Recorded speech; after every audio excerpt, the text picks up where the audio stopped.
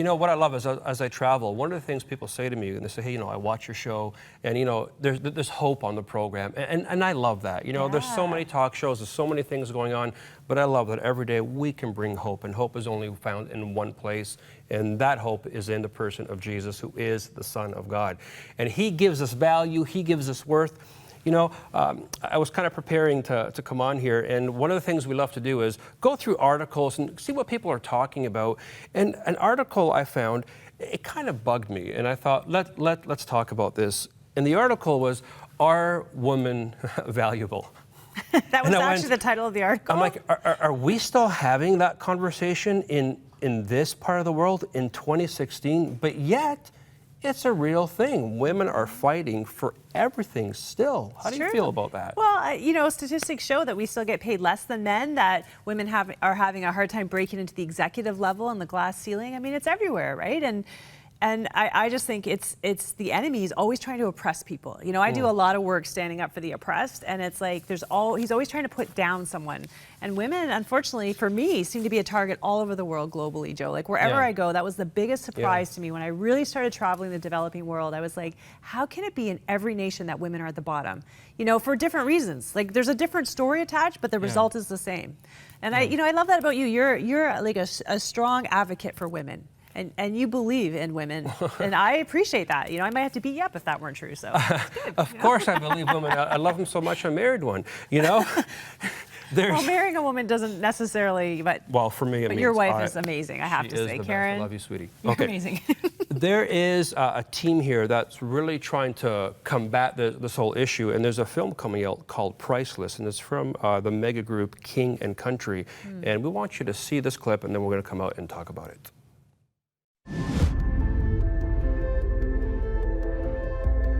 We're all on a journey. But it seems somewhere along the way I took a wrong turn. So many regrets, so many mistakes. But I want to stay with you, Daddy. And then it happened. And I never even saw it coming.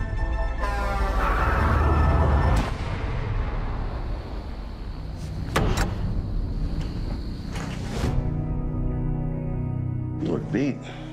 What are you hauling? Nothing really. Now, why would you have to go through all that? You're just hauling nothing.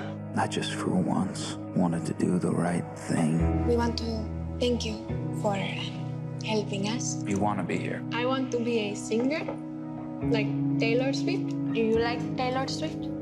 No. Did I fail them? That's all. There's no lock, huh? Did I do what needed to be done? Hey, the girls, where are you taking? It's not your problem. Happy trails. You obviously know something about this. Then help me. Well, if you're hearing a little voice that's telling you to stay, that there's a larger hand at play here, then you might want to listen to that voice.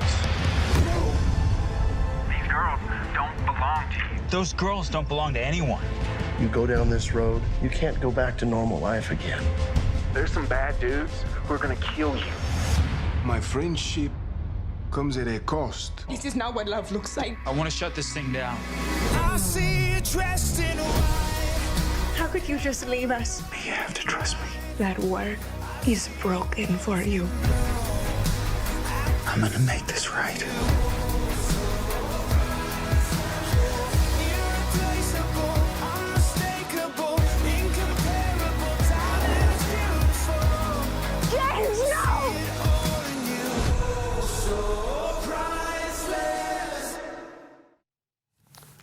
That looks amazing. I was in tears watching the trailer. I'm such a softie. You know, I had to kind of look away from the screen here in studio because, man, it's so moving to think that, you know, people are still going through this and the horrors that women have to endure. I mean, it blows my mind.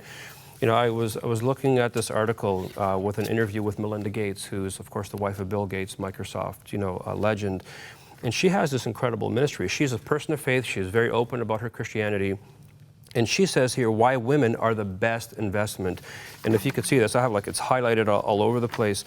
But one of the things that kind of struck me, she says, they ask her, well, why are women a better investment? Why wouldn't you invest in ministries that, you know, the minister to men? And it's not like, it's not a discrimination thing. It's a fact thing. She says this: we know that for every marginal dollar a woman gets in her hands, she's twice as likely as a man to put it back into her family. So if she gets income that actually stays in her hands and she spends it on the family, men tend to spend it on other things. And you know what? That's sad, but it's true. I observe that in my own relationship and in my marriage. Karen is always thinking about, if we get a little bit of extra money, oh, we can get this for the house. I'm like, we could, or we could go to Best Buy.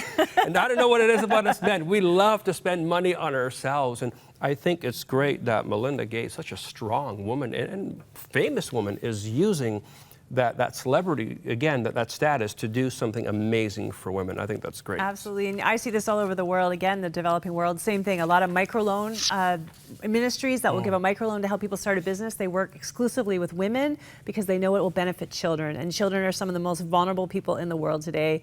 But you know, when it comes to talking about men and women, I don't think it should ever be a competition. We should be a team. We should partner together, and I think that's the heart of God. And I think this war of the sexes, it should not be.